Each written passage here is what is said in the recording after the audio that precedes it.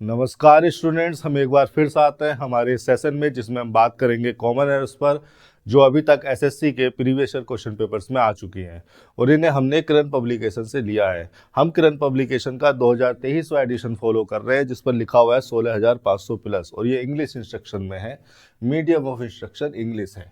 तो अगर आपके पास दूसरे एडिशन है तो अपने हिसाब से सीक्वेंस को मिला लें या अपने किसी दोस्त वगैरह से ये हमारा वाला एडिशन ले लें। हम ये शुरू कर चुके हैं और हमने बेसिक रिसर्च में ये पाया है कि ज़्यादातर स्टूडेंट्स के पास यही वाला एडिशन था। पिछली वीडियोस में हम 250 सेंटेंसेस पर बात कर चुके हैं। 251वें सेंटेंस से इस वीडियो लेक्चर की शुरुआत करेंगे। ये रहा आपके सामने 251वां सेंटेंस और इस वीडियो का पहला। देखिए, शुरू करने से पहले जो हमारे नए स्टूडेंट्स हैं मैं उनको बता देना चाहता हूं कि हम यहाँ पर सेंटेंसेस का सिंटैक्टिकल एनालिसिस करते हैं और सिंटैक्टिकल एनालिसिस से मेरा मतलब होता है कि हम यहाँ पर सेंटेंस में लिखे हुए प्रत्येक वर्ड, उस वर्ड का क्या फंक्शन है, उस फंक्शन के आधार पर उसका क्या पार्ट ऑफ स्पीच होना चाहिए और वो दूसरे शब्दों को किस तरह से प्रभावित कर रहा है और ओवरऑल किस ग्रामेटिकल अरेंजमेंट को, पैटर्न को यूज़ किया गया है, फॉलो किया गया है, किस स्पेसिफिक मीनिंग को कन्वे करने के लिए, इन सब चीज़ों पर यहाँ डिटेल्ड एनालिसिस होता है। 251वां सेंटेंस आपके सामने लिखा हुआ है किरण पब्लिकेशन 2023 एडिशन 16,500 प्लस के हिसाब से। देखिए, सेंटेंस में गलती ढूंढने से पहले आप इसको सिंटैक्टिकली एनालाइज करेंगे। सिंटैक्टिकली एनालाइज देखिए ऐसे करते हैं। ये लिखा हुआ है प्रोनाउन। आई एक प्रोनाउन है, पर्सनल प्रोनाउन है। अब आप जानते हैं कि किसी भी सेंटेंस में नाउन या प्रोनाउन या तो सब्जेक्ट हो सकते हैं, ऑब्जेक्ट या कॉम्प्लीमेंट। तो मैंने यहाँ पर लिखा सब्जेक्ट होगा, ऑब्जेक्ट होगा या फिर कॉम्प्लीमेंट। अब देखिए, कोई भी नाउन या प्रोनाउन कॉम्प्लीमेंट तभी हो सकता है जब उससे पहले लिंकिंग वर्ब लिखी हो, लिंक करने के लिए उस कॉम्प्लीमेंट को सब्जेक्ट से।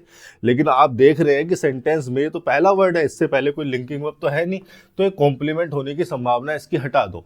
ऑब्जेक्ट कोई भी नाउन या प्रोनाउन सेंटेंस में तभी हो सकता है जब या तो वो ट्रांजिटिव वर्ब का ऑब्जेक्ट हो, ट्रांजिटिव वर्ब उससे पहले लिखी हो और ट्रांजिटिव वर्ब को अपना ऑब्जेक्ट चाहिए, या उससे पहले कोई प्रीपोजिशन लिखा हो, प्रीपोजिशन अपने बाद ऑब्जेक्ट लेते हैं क्योंकि प्रीपोजिशन लगाए ही इसलिए जाते हैं। प्रीपोजिशन सेंटेंस में लगाए जाते हैं किसी नाउन प्रोनाउन को जोड़ने के लिए। तो जिस नाउन प्रोनाउन को जोड़ते हैं वो उन्हीं को उसका ऑब्जेक्ट कहा जाता है। तो इससे पहले ना कोई ट्रांजिटिव वर्ब लगी है ना प्रीपोजिशन, तो ये ऑब्जेक्ट भी नहीं है, फिर तो ये सब्जेक्ट ही है। आई ठीक लिखा है, सब्जेक्टिव केस में लिखा है। आई के साथ हमने लगाया हैव। अब देखिए, हैव हेल्पिंग वर्ब भी हो सकती है और मेन वर्ब भी हो सकती है। जब ये हेल्पिंग वर्ब होगी तो ये मेन वर्ब के साथ आई होगी, हेल्प करने के लिए मेन वर्ब की। यहाँ पर तो लगी हुई है मेन वर्ब, वर्ब की थर्ड फॉर्म यहाँ पर लगी हुई है, इसका मतलब हैव को आप हेल्पिंग वर्ब ही कंसीडर करेंगे। ठीक है, हेल्पिंग वर्ब मेन वर्ब की हेल्प करने के लिए लगाई जाती है और किस चीज में हेल्प करती है, टेंस या स्टेट को एक्सप्रेस करने में हेल्पिंग वर्ब मेन वर्ब की हेल्प करती है, इसीलिए उनके साथ मेन वर्ब लगी होती है। हैव हेल्पिंग वर्ब हो गई और कम हो गया मेन वर्ब। अब देखिए, जो कम है ये मेन वर्ब तो है लेकिन किस नेचर की है, एक्शन नेचर की है, लिंकिंग नेचर की ये नहीं है।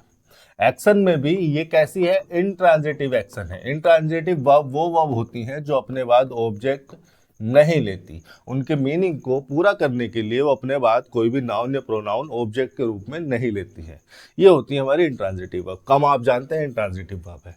देखिए, अब आगे लगा हुआ है as soon as. As soon as के बारे में बता दूं, ये कंपाउंड कंजंक्शन है, ये एक मल्टी वर्ड कंजंक्शन कहा जा सकता है और ये कंजंक्शन है और इसका मतलब होता है एट द सेम टाइम।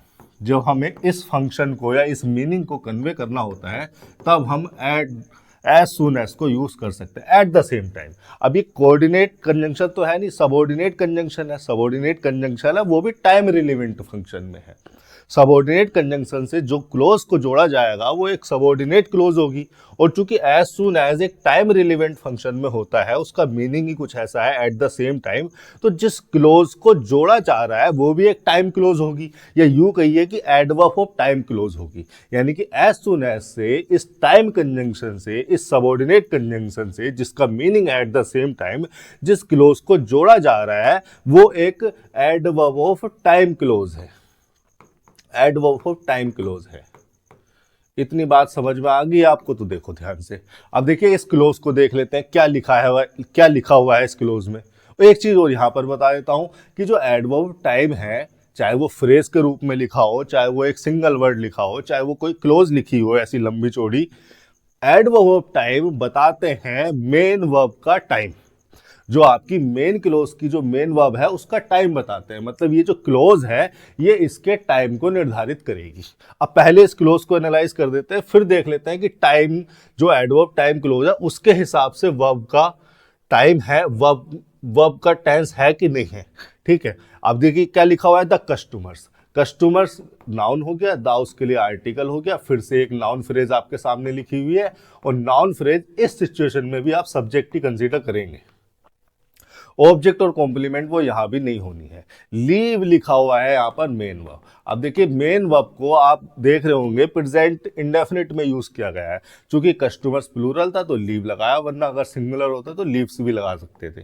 ठीक है, अब अगर मेन वर्ब को प्रेजेंट इंडेफिनिट में, यानी कि इसका जो टेंस है वो प्रेजेंट इंडेफिनिट में रखा गया है, इसका मतलब हम किसी शेड्यूल एक्शन की बात कर रहे हैं।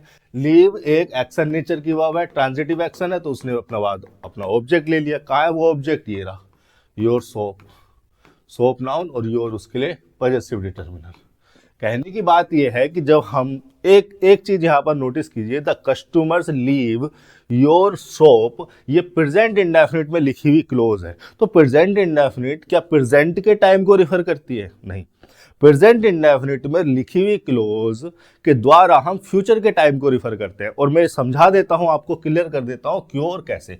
देखिए मान लीजिए कि आपकी टाइमलाइन है जिस पर आप अलग अलग टाइम को रिप्रेजेंट कर सकते हैं, और ये वो पॉइंट है जिस पॉइंट पर आपने सेंटेंस को किसी व्यक्ति से कहा, यानी कि रिपोर्ट किया, यानी कि ये है आपका रिपोर्ट टाइम।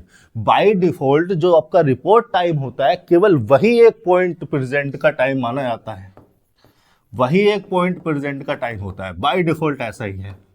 इससे एक सेकंड पहले भी और ये सारा पीछे को पास्ट होता है, और इसके एक सेकंड बाद भी और ये सारा आगे को फ्यूचर ही कंसीडर किया जाएगा, अगर हम टाइम के कॉन्सेप्ट के साथ, टाइम की डेफिनेशन के साथ स्ट्रिक्ट रहे तो। अब कहने की बात यह है कि इस पॉइंट पर आप सेंटेंस को बोल रहे हैं, तो क्या सेंटेंस में इस टाइम को लिखने की आवश्यकता है? सेंटेंस में कभी भी रिपोर्ट टाइम नहीं लिखा जाता है। सेंटेंस में लिखा जाता है वो रिलेट टाइम, जिससे रिलेट करके हम बताते हैं कि यहां पर ये एक्शन हुआ या इस पॉइंट पर ये एक्शन हुआ। भाई जिस टाइम पर आप किसी सेंटेंस को रिपोर्ट कर रहे हो उसको तो बोलने की जरूरत ही नहीं है, उसको तो सेंटेंस में लिखने की जरूरत ही नहीं है। तो कभी भी रिपोर्ट टाइम सेंटेंस में नहीं लिखा जाता, सेंटेंस में लिखा जाता है रिलेट टाइम, कि इस टाइम से रिलेट करके हम इस वर्ब की एग्जिस्टेंस या इस एक्शन का होना या किया जाना बता रहे हैं। और अगर ज्यादा से ज्यादा रिपोर्ट टाइम को आप मेंशन करना भी चाहते हो तो नाउ लिख दो। आप सोचिए, आप 12:40 पर एक सेंटेंस को बोल रहे हैं, तो क्या आप सेंटेंस में ये कहोगे कि मैं 12:40 पे ये बोल रहा हूं? जरूरत ही नहीं है, आप सीधे नाउ लिख दोगे। नाउ एडवर्ब इसीलिए तो बना है। तो कभी भी रिपोर्ट टाइम को सेंटेंस में एडवर्ब टाइम की तरह नहीं लगाया जाता है। जब भी लगाया जाता है रिलेट टाइम को ही लगाया जाता है, और जो रिलेट टाइम होता है वो या तो फ्यूचर का होगा या पास्ट का होगा। और पास्ट के टाइम को बताने के लिए हम पास्ट इंडेफिनिट का यूज करते हैं, पास्ट परफेक्ट का भी कर सकते हैं। मैंने इस तरह के बहुत सारे कॉन्सेप्ट अपने टेंस वाले चैप्टर में समझा रखे हैं, डिस्क्रिप्शन में आपको लिंक मिलेंगे, और मेरे टेंस चैप्टर की प्ले लिस्ट खोल कर देखोगे तो मैंने इस चीज पर बहुत डिटेल में डिस्कशन किया हुआ है।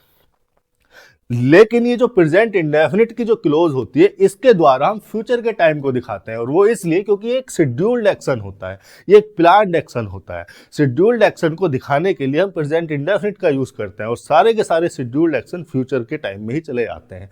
अगर हम यहाँ पर विल लीव कर देते, फ्यूचर इंडेफिनिट कर देते, तो विल लीव फ्यूचर इंडेफिनिट की जो क्लोज होती वो, देखिए फ्यूचर इंडेफिनिट करता क्या है, फ्यूचर इंडेफिनिट फ्यूचर में होने वाले किसी एक्शन के विलिंगनेस को बताता है। वो एक प्रोबेबिलिटी हो सकती है, वो एक पॉसिबिलिटी हो सकती है।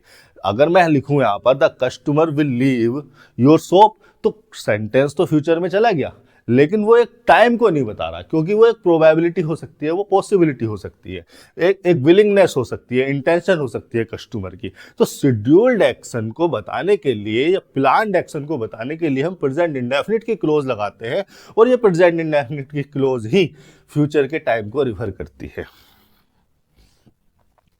तो अगर ये क्लोज जो आप जिस क्लोज को आप एडवर्ब टाइम क्लोज कह रहे थे, ये फ्यूचर के टाइम को रिफर कर रही है, हमें ये नहीं पता कि कहां पर है, कब वो कस्टमर कब लीव करेंगे, लेकिन चलो मान लेते हैं कि ये वो पॉइंट रहेगा फ्यूचर में जहां पर कस्टमर लीव करेंगे, तो इस पॉइंट पर ही वो मेन वर्ब वाला एक्शन होगा। इसका मतलब हमें उसको फ्यूचर में रखना पड़ेगा। आई हैव कम तो गलत हो गया, आप क्या लिखोगे यहां पर, आई विल कम भी लिख सकते हैं आप, और अगर आप फॉर्मल कन्वर्सेशन को यूज कर रहे हैं तो आई शैल कम भी लिख सकते हैं, दोनों ही यहां पर सही हो जाएगा। विल कम मतलब एक विलिंगनेस को दिखाएगा आई की, और आई शैल कम थोड़ा फॉर्मल वे में हम आई और वी के साथ यूज कर लेते हैं। तो यहां पर ये गलती थी। ये हो गया आपका 251वां सेंटेंस। 252वें क्वेश्चन पर चल लेते हैं। अगर देखिए टेंस निर्धारित करने में, किसी वर्ब का टेंस निर्धारित करने में आपको समस्या होती है, नहीं भी होती है, तो भी आप मेरे टेंस चैप्टर में पढ़ी हुई, टेंस चैप्टर के प्लेलिस्ट में पढ़ी हुई वीडियोस अवश्य देखें, वो बहुत ही जरूरी वीडियोस हैं। ठीक है, उनमें काफी मैंने ऐसी इंफॉर्मेशन दी है कि आपके कॉन्सेप्ट हमेशा के लिए क्लियर हो जाए। 2-4 वीडियो और डाल दी है उस प्ले लिस्ट में, लेकिन अभी भी वो बहुत सही है आपकी अंडरस्टैंडिंग क्लियर करने के लिए। देखिए क्या लिखा हुआ है आपके सामने, लिखा हुआ है our new television set come with a 90 day warranty on all electrical components, no error. देख लेते हैं। आवर आपको पता है एक पजेसिव डिटर्मिनर है, और पजेसिव डिटर्मिनर लगाए जाते हैं डिटरमाइन करने के लिए किसी नाउन की पोजीशन को। तो कहाँ है वो नाउन, ये रहा वो नाउन जिसकी पोजीशन को डिटरमाइन किया जा रहा है। न्यू लगा दिया है इसके एडजेक्टिव, इसके लिए इस नाउन के लिए एडजेक्टिव लगा दिया, और ये पजेसिव डिटर्मिनर इस नाउन की पोजीशन डिटरमाइन करने के लिए लगा दिया। अब ये जो पूरी की पूरी नाउन फ्रेज आपके सामने लिखी है, मैं फिर से आपसे वही सवाल करता हूं कि ये सब्जेक्ट होनी चाहिए, ऑब्जेक्ट होनी चाहिए, कॉम्प्लीमेंट होनी चाहिए। देखिए कॉम्प्लीमेंट ये नहीं बन सकती है क्योंकि इससे पहले लिंकिंग वर्ब नहीं है, ऑब्जेक्ट भी ये नहीं हो सकती है क्योंकि इससे पहले कोई ट्रांजिटिव वर्ब या प्रीपोजिशन नहीं है, फिर तो निश्चित तौर पर ये सब्जेक्ट है।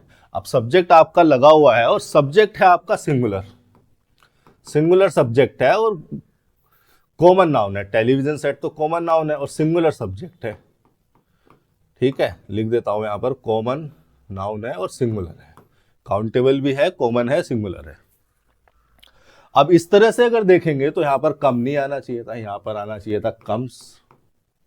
या तो आप कम्स करो अगर इसको प्रेजेंट इंडेफिनिट में बना रहे हो, पास्ट इंडेफिनिट में अगर आपको बनाना है तो केम करो, दोनों ही पॉसिबल है, लेकिन कम नहीं आएगा। ठीक है, देखिए कम्स में और कम में एक तो टेंस चेंज हो गया, तो थोड़ा सा कंटेक्स्ट भी चेंज हो गया। Our new television set comes with preposition लग गया, और प्रीपोजिशन के बाद उसका आ गया object, a 90 day warranty noun हो गया, और 90 डे उसके लिए एक डिटर्मिनर की तरह काम कर रहा है, और ए एक आर्टिकल है जो कि खुद एक डिटर्मिनर होता है। ए लगा है उस वारंटी के लिए और 90 डे बताने के लिए कि वारंटी कितने दिनों की है। ठीक है, और ये जो प्रीपोजिशनल फ्रेज हो गई, ये जो प्रीपोजिशनल फ्रेज आपके सामने लिखी है, प्रीपोजिशन प्लस ऑब्जेक्ट, ये प्रीपोजिशनल फ्रेज किसके लिए लिखी है, कम के लिए लिखी है या टेलीविजन सेट के लिए लिखी है, कम के लिए लिखी है। विद अ 90 डे वारंटी कम के लिए लिखी है, तो एडवर्ब ही कंसीडर करूंगा मैं। देखिए प्रीपोजिशनल फ्रेज सेंटेंस में एडजेक्टिव या एडवर्ब के फंक्शन में आ जाती हैं, उनको प्रीपोजिशनल फ्रेज तो इसलिए कह दिया जाता है क्योंकि प्रीपोजिशन से जोड़ के बनी है, लेकिन वो एडजेक्टिव या एडवर्ब के फंक्शन में आ जाते हैं। तो यहाँ पर ये कम के लिए आई है, ये बताने के लिए कि जो एक्टिविटी हो रही है इसके मैनर को या इस एट्रीब्यूट को बताने के लिए ही आई है।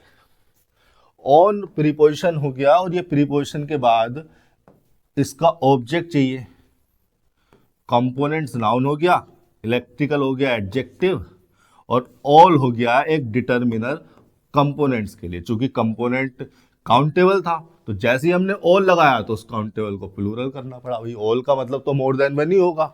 और ये जो प्रीपोजिशन के बाद ये जो नाउन फ्रेज लिखी है, ऑल इलेक्ट्रिकल कंपोनेंट, ये होगी इसका ऑब्जेक्ट। और ये जो प्रीपोजिशनल फ्रेज है, ये प्रीपोजिशनल फ्रेज लगाई गई है इस वारंटी के लिए। वारंटी नाउन है, तो प्रीपोजिशनल फ्रेज अगर नाउन के लिए आई है तो आप क्या कहोगे, एडजेक्टिव फ्रेज। ये हो गया आपका 252वां सेंटेंस। 253वें सेंटेंस पर चल लेते हैं। क्या लिखा हुआ है, each one of you must make up their mind as I did. देखो ये जो वन है ना, ये नाउन की तरह कंसीडर किया जाता है इस सिचुएशन में, हालांकि इसको होना प्रोनाउन चाहिए, लेकिन इसमें ये नाउन के एट्रीब्यूट शो करता है। चूंकि किसी किसी पर्सन या थिंग के लिए यूज किया जाता है तो इसको होना प्रोनाउन ही चाहिए, या यूं कह दे कि नाउन या प्रोनाउन के बीच का कुछ फंक्शन इसका होता है। ईच यहाँ पर डिटर्मिनर है, और इसीलिए मैं कह रहा हूँ चूंकि डिटर्मिनर नाउन से पहले लगाए जाते हैं। कभी प्रोनाउन से पहले लगा हुआ कोई डिटर्मिनर नहीं देखोगे। आई से पहले ईच नहीं लिखा देखोगे। ईच ऑफ अस लगाया जाता है, ना कि ईच अस। ठीक है, तो इसीलिए मैं कह रहा हूं कि ये इसका फंक्शन प्रोनाउन का है, लेकिन जिस तरह से इसके साथ इससे पहले डिटर्मिनर लगाया जा रहा है, इसको नाउन भी कंसीडर किया जा सकता है। कुछ ग्रामरियन, कुछ वेबसाइट्स पर, कुछ किताबों में आपको ये नाउन लिखा हुआ मिलेगा।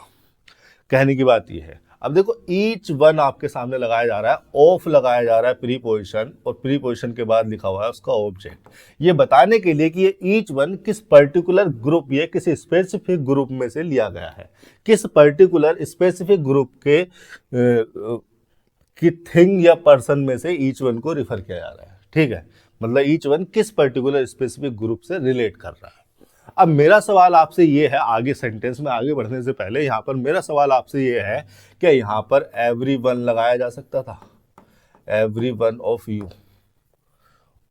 हाँ लगाया जा सकता था। तो क्या डिफरेंस होता, किस सिचुएशन में हम एवरी वन ऑफ यू लगा सकते हैं, किस सिचुएशन में हम ईच वन ऑफ यू लगा सकते हैं, क्या दोनों में डिफरेंस है? इसको जानने के लिए, समझने के लिए जरा मेरी ये वाली बात सुनो। ये जो ईच वर्ड है ना, ये डिटर्मिनर भी हो जाता है, प्रोनाउन भी। यहां पर तो ये डिटर्मिनर ही हो रहा है, इसलिए इसके प्रोनाउन वाले एट्रीब्यूट को अभी छोड़ दो, उस पर बाद में मैं पुरानी वीडियोस में डिस्कशन भी कर चुका हूं और आगे भी करूंगा। ईच डिटर्मिनर जब होता है तो ये दो के लिए या दो से ज्यादा के लिए यूज होता है, दो से ज्यादा के लिए, मतलब दो को रिफर करें या दो से ज्यादा को रिफर करें तो हम ईच लगाते हैं। और ये जो एवरी है ना, ये तीन के लिए या तीन से ज्यादा के लिए रिफर, तीन से ज्यादा को रिफर करें तो हम क्या लगाते हैं, एवरी लगाते हैं। ये यू लिख दो कि दो से ज्यादा को रिफर करें तो हम क्या लगाते हैं, एवरी लगाते हैं। अब देखो ध्यान से, अगर यू ये जो ग्रुप है यू का, इसमें अगर दो लोग हैं तब तो निश्चित तौर पर ही हम ईच ही लगा सकते हैं। एवरी तो दो से ज्यादा के लिए लगाया जाता है, तीन के लिए लगा सकते हैं या तीन से ज्यादा के लिए लगा सकते हैं। अगर यू एक ऐसा ग्रुप है जिसमें दो ही पर्सन है, तब तो हम केवल और केवल ईच का ही यूज करेंगे। लेकिन यू एक ऐसा ग्रुप है जिसमें तीन या चार या पांच या छह या सात या आठ या तीन से ज्यादा लोग हैं, तब उस सिचुएशन में हम ईच को भी लगा सकते हैं और एवरी को भी लगा सकते हैं, क्योंकि ईच का मतलब क्या है, दो से ज्यादा। अब दो से ज्यादा में ये नहीं बताया जा रहा कि तीन है, पांच है, सात है, और उसका मतलब क्या है एवरी का, तीन या तीन से ज्यादा, मतलब दो से ज्यादा। तो इस सिचुएशन में अगर यू एक ऐसे ग्रुप को रिफर कर रहा है जिसमें तीन पर्सन है या तीन से ज्यादा है, चाहे वो 7 हो, 8 हो, 6 हो, 10 हो, 500 हो, 10,000 हो, तो आप ईच को भी लगा सकते हैं, एवरी को भी लगा सकते हैं, आप फ्री हैं। लेकिन एक डिफरेंस और है इन दोनों में, जिस डिफरेंस को आपको जानना चाहिए। ये जब हम एवरी वन यूज करते हैं ना, ये किसी नाउन से पहले या प्रोनाउन किसी नाउन से पहले ये एवरी डिटर्मिनर यूज करते हैं ना, तब हम कलेक्टिव रेफरेंस दे रहे होते हैं। कलेक्टिव रेफरेंस किसको, ये जो ग्रुप है ना, इस ग्रुप में जितने भी लोग हैं कलेक्टिवली उनको रिफर कर रहे होते हैं हम। अगर हम कलेक्टिव रेफरेंस दे रहे हैं, कलेक्टिवली रिफर कर रहे हैं, तो हम एवरीवन लगाना चाहिए। और यू में जितने भी लोग हैं ना, अगर हम उनको इंडिविजुअल रेफरेंस दे रहे हैं, हमारा सेंटेंस में हमारा प्रेडिकेट कुछ ऐसा लिखा है, कुछ इस तरीके से लिखा है कि हम इंडिविजुअल रेफरेंस दे रहे हैं, उनकी इंडिविजुअल आइडेंटिटी पर फोकस कर रहे हैं, तो हमें ईच वन लगाना चाहिए, ईच का यूज करना चाहिए। एक्चुअली में इस कॉन्सेप्ट को मैं पिछली एक वीडियो में काफी डिटेल में समझा चुका हूं, यहां उसको दोबारा समझाऊंगा तो फिर से आधा एक घंटा निकल जाएगा। ठीक है, बाकी जब मैं प्रोनाउन चैप्टर पढ़ाऊंगा, डिटर्मिनर चैप्टर पढ़ाऊंगा, तो वहां तो इन चीजों पर डिटेल में डिस्कशन होगा ही। इतनी बात है एवरीवन और ईच वन के डिफरेंस में। अच्छा, एक सवाल और मेरा यहां से निकल के आता है कि जैसे मैंने एवरी वन लगाया, तो इसकी जगह मैं ये लगा सकता था क्या, एवरी वन, ऑफ यू। देखिए दोनों में डिफरेंस है। एवरीवन एक सिंगल वर्ड है और एवरीवन एक फ्रेज है जिसमें इसको नाउन कंसीडर किया जा रहा है और इसको डिटर्मिनर कंसीडर किया जा रहा है। क्या एवरीवन ऑफ यू तो लगा सकते हैं, संभव है। अगर दो से ज्यादा की बात हो रही है तो एवरीवन सही हो जाएगा। और अगर डिफरेंस देखना हो तो कलेक्टिव रेफरेंस को, अगर कलेक्टिवली रिफर कर रहे हैं सबको एक साथ, तो एवरीवन लगा दो। अगर इंडिविजुअल को रेफरेंस किया जा रहा है, इंडिविजुअल पर्सन की प्रॉपर्टीज पर रिफर किया जा रहा है, तो ईच वन लगा दो। ये तो बात तय हो गई। लेकिन एवरीवन एक फ्रेज और एवरीवन एक सिंगल वर्ड में क्या डिफरेंस है, अगर ये आप जान जाओ तो ये समझ सकोगे, ये बता सकोगे कि यहां पर ये वाला एवरीवन आ सकता था कि नहीं। देखो ये छोटे छोटे कॉन्सेप्ट ना जानना आपके लिए बहुत जरूरी है, क्योंकि सेंटेंस इंप्रूवमेंट में क्लोज टेस्ट में आपको इसी तरह से फंसाया जाता है, इसी तरह से कंफ्यूज किया जाता है। तो ये बारीकी अगर आप समझ जाएंगे इंग्लिश ग्रामर की तो आपको बहुत काम आने वाली है। देखो मैंने यहां पर लिखा एवरी वन और ये लिखा मैंने एवरी वन। ये एवरी वन ना एक सिंगल वर्ड है और ये है एक तरह का इनडेफिनिट प्रोनाउन। Indefinite pronoun. अब ये प्रोनाउन है तो किसी नाउन को ही रिफर करेगा और इंडेफिनिट है तो किसी नाउन को इंडेफिनिटली रिफर करेगा। मतलब ये जिसको रिफर कर रहा है ये बता नहीं रहा किसको रिफर किया जा रहा है, बट रिफर कर रहा है। ठीक है, इंडेफिनिट रूप से। इंडेफिनिट मतलब जो पक्का ना हो। मतलब ये एवरीवन रिफर तो कर देता है लेकिन ये नहीं पता कि किसको रिफर कर रहा है, उसकी आइडेंटिफिकेशन नहीं है हमारे पास। और एवरीवन जब प्रोनाउन है तो ये एवरीवन प्रोनाउन ही है और ये प्रोनाउन है तो ये रिफर करता है एवरी पर्सन को। एवरी पर्सन को जनरली रिफर कर देता है, ये जनरल सेंस में। ये यूं कहिए कि एवरी पर्सन का मतलब क्या है, ऑल पर्सन हो गए। जनरली मैं यहां पर लिख सकता हूं कि सामान्यतः ऑल को रिफर कर देता है, ऑल को रिफर कर देता है। इसी का सिनोनियम हो सकता है एवरीबॉडी। ठीक है, वो भी इसी फंक्शन में होता है इसी तरीके से। कहने का मतलब यह है कि जनरल सेंस में अगर हमें ऑल को रिफर करना है, ऑल पर्सन को रिफर करना है, तो हम लगाते हैं एवरीवन। लेकिन केवल एवरीवन पर्सन को ही रिफर करने के लिए इस्तेमाल होता है, जबकि एवरीवन के साथ ऐसा नहीं है। ये जो वन है ये एक नाउन है और एवरी इसके लिए डिटर्मिनर है। अब ये जो वन है ना ये पर्सन को भी रिफर कर सकता है और थिंग को भी रिफर कर सकता है, लेकिन ये जनरल वर्ड नहीं होता। ये जो फ्रेज होती है जनरल सेंस में हम ऑल को रिफर नहीं कर सकते। ये एवरीवन का मतलब हो तो गया कि सबको रिफर किया जा रहा है, लेकिन जनरल सेंस में सबको नहीं, किसी स्पेसिफिक पर्टिकुलर ग्रुप का होना जरूरी है, किसी स्पेसिफिक ग्रुप का होना जरूरी है।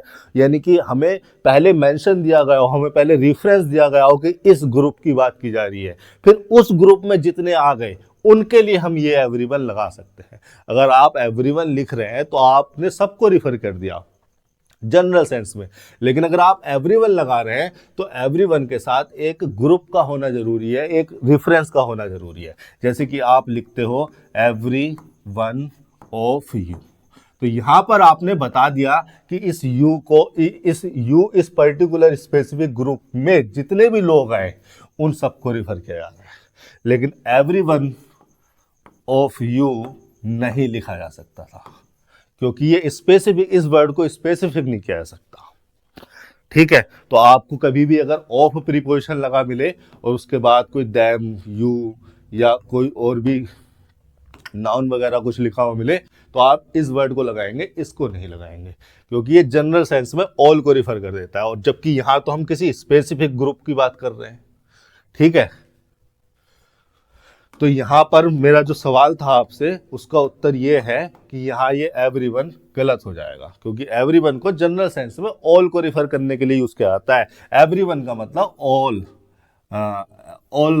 पर्सन को रिफर किया जा रहा है, जबकि यहां पर हमने ग्रुप लगा के इसको स्पेसिफिक करने की कोशिश की, तो इस स्पेसिफिकेशन को सपोर्ट नहीं करता है एवरीवन, इसको एवरीवन से कन्वे करेंगे। इतनी सी बात हुई इन तीनों चीज़ों पर, इन तीनों फ्रेजेस पर। आगे सेंटेंस में बढ़ने की कोशिश करते हैं। तो यहाँ पर ईच वन भी सही हो जाएगा आपका, एवरी वन भी सही हो जाता, कोई दिक्कत नहीं थी। Every one of you must हो गया आपका मोडाल, जो कि इस ऑब्लिगेशन को बताने के लिए लगाया जाता है। अगर हम किसी को ऑब्लाइज कर रहे हैं या ऑब्लाइज सजेशन दे रहे हैं मैं यहाँ पर लिख देता हूँ, ऑब्लाइज सजेशन अगर किसी को दिया जा रहा है तो उस ऑब्लाइज सजेशन को देने के लिए हम मस्ट को लगाते हैं। मेकअप यहाँ पर हो गई आपकी ट्रांजिटिव वर्ब, और ट्रांजिटिव वर्ब के बाद आ गया उसका ऑब्जेक्ट। अब ये देखिए ऑब्जेक्ट में जो है ना, ये एक नाउन फ्रेज है, नाउन फ्रेज यहाँ पर लगी हुई है, और माइंड नाउन हो गया, दियर हो गया पजेसिव डिटर्मिनर। अब ये जो पजेसिव डिटर्मिनर लगाए जाते हैं ना, ये सब्जेक्ट के हिसाब से लगाए जाते हैं। सब्जेक्ट है हमारा ईच वन या एवरीवन, लेकिन एक बेसिक डिफरेंस आप यहां पर सोचकर चलिए कि जो ईच वन है या एवरीवन है, ये किसके ग्रुप को रिफर कर रहा है? यू के ग्रुप को रिफर कर रहा है। इसका मतलब जो भी कहा जा रहा है वो सामने खड़े हुए यू से कहा जा रहा है। वो जो यू में 3 लोग हैं या 5 लोग हैं, वो स्पीकर के सामने खड़े होंगे और स्पीकर उनको कह रहा है। तो अगर स्पीकर उनको डायरेक्टली कह रहा है, एक डायरेक्ट कन्वर्सेशन है, तो इस डायरेक्ट कन्वर्सेशन के लिए आप यहां पर दियर तो लगा नहीं सकते, आपको योर लगाना चाहिए। ठीक है, मान लिया कि सब्जेक्ट आपका ये है, यू तो प्रीपोजिशन का ऑब्जेक्ट है, लेकिन एवरीवन और ईच वन रिफर तो यू को ही कर रहा है। तो ईच वन और एवरीवन के लिए अगर यहां पर आपको डिटर्मिनर लगाना है तो आप क्या लगाएंगे? योर लगाएंगे। हाँ, अगर ऑफ यू ना लिखा होता, ऐसे लिखा होता ईच वन एवरीवन, केवल ऐसे लिखा होता must make up their mind, अब सही हो जाता, अब कोई प्रॉब्लम नहीं थी। ठीक है, और इस सिचुएशन में तो आप एवरीवन भी लिख सकते थे, एवरीवन भी लिख सकते थे, क्योंकि कोई ग्रुप का रेफरेंस तो है नहीं, तो जनरल सेंस में कन्वे कर रहे हो तो इसको जनरल सेंस में भी ले जाओगे। लेकिन ईच वन और एवरीवन को यूज तभी किया जाता है जब पहले से किसी ग्रुप का रेफरेंस हो। तो हो सकता है पहले पैराग्राफ में, कहीं सेंटेंस में उसका रेफरेंस हो। कहने की बात यह है, आप दियर लगा सकते थे उस सिचुएशन में, इस सिचुएशन में नहीं लगा सकते थे। Dear mind as I did, आगे देख लेते हैं। एज लगा हुआ है, एज लगा हुआ है एक वर्ड आपके सामने, और इस एज के बारे में मैं बता दूं कि एडवर्ब भी हो जाता है, प्रीपोजिशन भी हो जाता है, कंजंक्शन भी हो जाता है। एडवर्ब प्रीपोजिशन वाले एट्रीब्यूट पे हम पिछली कई वीडियोस में बात कर चुके हैं, और जब ये इस तरह रिलेवेंट चैप्टर पढ़ाया जाएगा तो बात होगी। फिलहाल आप इतना समझिए कि एज जब कंजंक्शन होता है, यहां पर ये कंजंक्शन के फंक्शन में है भाई, ये एक क्लोज लिखी है और ये पहले एक क्लोज लिखी थी, क्लोज नंबर 1, क्लोज नंबर 2, तो 2 क्लोजेस को अगर जोड़ रहा है तो एज क्या है? कंजंक्शन है, एडवर्ब प्रीपोजिशन तो है नहीं। और अगर जब एज कंजंक्शन होता है वो तब भी 2-3 फंक्शन में आ सकता है। 3 में तो मैंने उसको बहुत ज्यादा नोटिस किया है। पहला कि वो बिकॉज के सिमिलर मीनिंग को जनरेट करने के लिए आता है, बिकॉज के सिमिलर मीनिंग को जनरेट करने के लिए एज को लगा सकते हैं। दूसरा, वो टाइम रिलेवेंट फंक्शन में भी हो जाता है, टाइम रिलेवेंट फंक्शन में।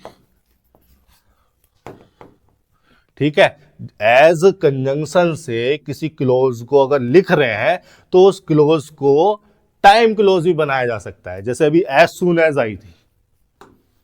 ठीक है, वो एज सून एज जो है इस एज का ही एक वेरिएंट है, एक वेरिएंट कंजंक्शन है।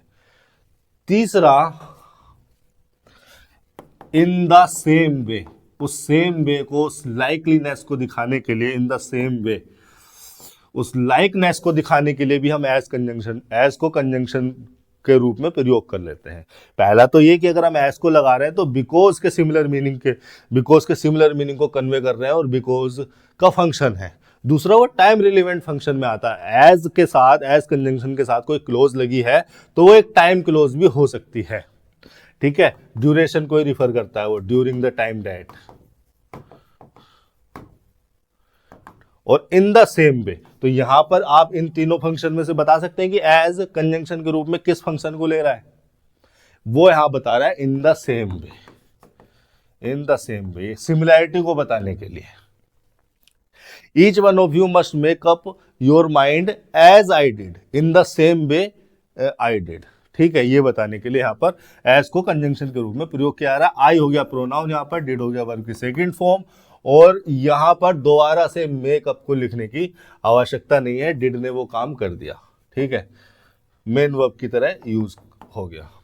ये हो गया आपका 253 सेंटेंस। 254 वर्ब पर चल लेते हैं। Sudoku was first designed in the 1970s by retired architect and freelance puzzle constructor. Sudoku एक नाउन है और सब्जेक्ट के फंक्शन में होगा, आप जानते हैं। वह चूंकि सिंगुलर है, काउंटेबल है, काउंटेबल ही है। वाज फर्स्ट डिजाइंड, ठीक है। बी प्लस वर्ब की थर्ड फॉर्म आपको यहाँ देखने को मिलती है, और ये जो वाज है ये हेल्पिंग वर्ब है, और ये वर्ब की थर्ड फॉर्म हो गई मेन वर्ब। अब बी प्लस वर्ब की थर्ड फॉर्म मैंने क्या बताया था आपको, पैसिव स्ट्रक्चर, पैसिव है, और action done by somebody else है तो निश्चित तौर पर ही पैसिव होगी। फर्स्ट लग गया एक एडवर्ब इस डिजाइन को बताने के लिए, डिजाइन के बारे में बताने के लिए। इन प्रीपोजिशन हो गई, और इस प्रीपोजिशन का ऑब्जेक्ट हो गया द 70s। अब ये जो प्रीपोजिशनल फ्रेज है ये हो गया आपका एडवर्ब ऑफ टाइम।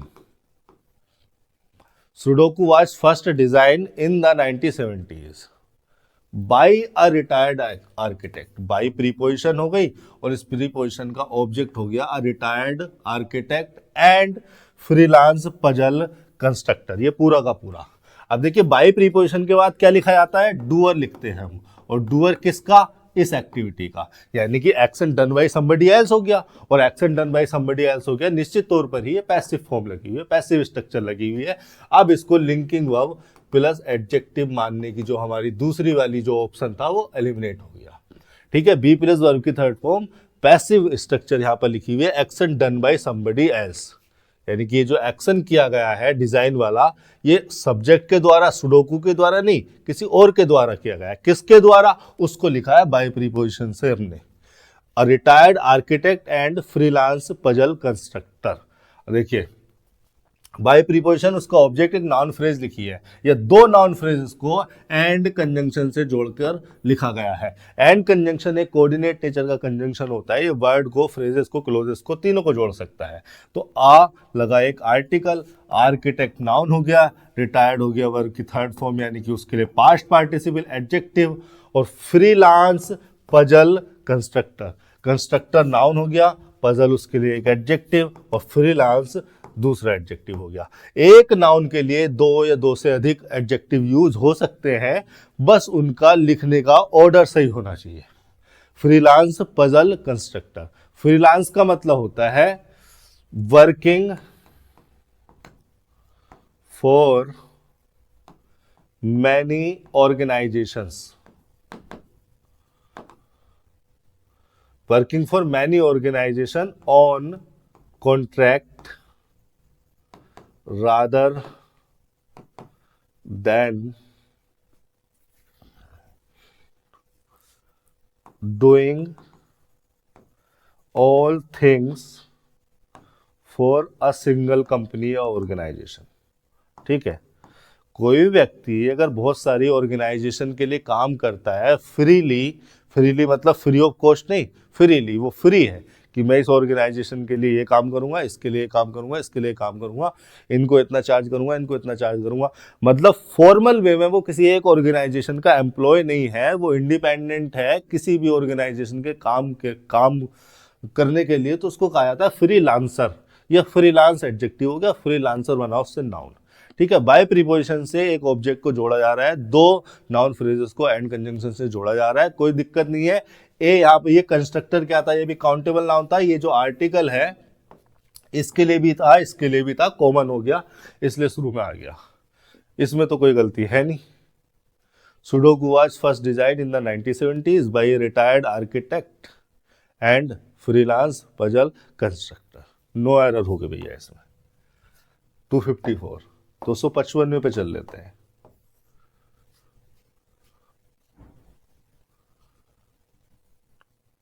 हाँ नो एरर है। क्या लिखा हुआ है, during the last few years the company works hard to modernise its image.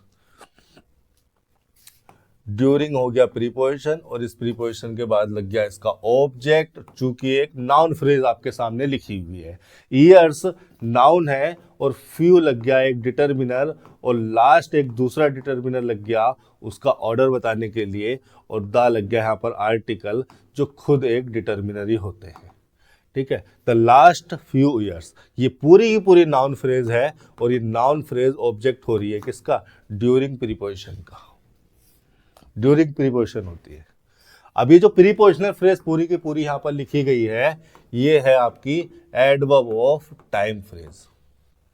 कब की बात की जा रही है, लास्ट फ्यू ईयर्स की बात की जा रही है, यानी कि पास्ट में चला गया, जो वर्ब है उसका टेंस हो गया पास्ट। अब देख लेते हैं आगे को, कंपनी हो गई नाउन और द हो गया आर्टिकल, और ये जो नाउन फ्रेज है सब्जेक्ट के फंक्शन में होगी। आप जानते हैं ऑब्जेक्ट और कॉम्प्लीमेंट तो यहाँ हो नहीं सकती, क्योंकि इससे पहले कोई ट्रांजिटिव वर्ब या प्रीपोजिशन या लिंकिंग वर्ब नहीं लिखी, यानी कि ये लिखा हुआ आपका सब्जेक्ट, आगे लिखा हुआ है इसका प्रेडिकेट। अब देखिए जो मेन वर्ब यहाँ पर लगी हुई है, मेन वर्ब लगाई जाती है एडवर्ब ऑफ टाइम के हिसाब से, या adverb of time decide tense of the main verb. मैं यहां पर लिख देता हूं, adverb of time decides tense of the main verb. Main verb का टेंस निर्धारित करते हैं एडवर्ब टाइम, इसीलिए तो लगाया जाता है टाइम बताने के लिए कि कब ये एक्शन हुआ या कब ये वर्ब एग्जिस्टेंस में आई। तो अगर पास्ट का टाइम लिखा हुआ था तो यहां पर वर्क्स नहीं वर्कड होना चाहिए। हार्ड क्या है, हार्ड लगा हुआ है एडवर्ब फॉर मैनर, ठीक है, हार्ड का मतलब हो गया विद डिफिकल्टी और मैनी एफर्ट्स, ठीक है। The company worked hard, adverb manner लग गया इस वर्ब के मैनर को बताने के लिए। To modernise its image, to modernise क्या लगा हुआ है, टू मॉडर्नाइज 2 + V1 यानी कि इन्फिनेटिव लगा हुआ है, और ये इन्फिनेटिव मैं आपको बता चुका हूं नाउन भी हो जाते हैं, एडजेक्टिव भी हो जाते हैं, एडवर्ब भी हो जाते हैं। नाउन किसी इन्फिनेटिव को या किसी भी वर्ड फ्रेज या क्लोज को तब कह सकते हैं जब वो सब्जेक्ट ऑब्जेक्ट या कॉम्प्लीमेंट के फंक्शन में हो, सब्जेक्ट ऑब्जेक्ट या कॉम्प्लीमेंट के फंक्शन में हो। तो ये यहां पर तो ना सब्जेक्ट हो रही है, ना ऑब्जेक्ट है, ना कॉम्प्लीमेंट है, तो नाउन तो ये है नहीं। एडजेक्टिव किसी भी इन्फिनेटिव को तब कहा जा सकता है जब वो किसी नाउन को मॉडिफाई करने के लिए आया हो। तो है क्या कोई इससे आगे पीछे कोई नाउन लगाए क्या जिसको मॉडर्नाइज करने की बात की जा रही है, नहीं। एडवर्ब यहां पर ये बनेगा, क्यों बनेगा ये एडवर्ब, ये यहां पर इस वर्ब को बताने के लिए आया है कि क्यों वर्क हार्ड क्यों किया गया। तो यहां पर मैं इसको कहता हूं एडवर्ब ऑफ रीजन।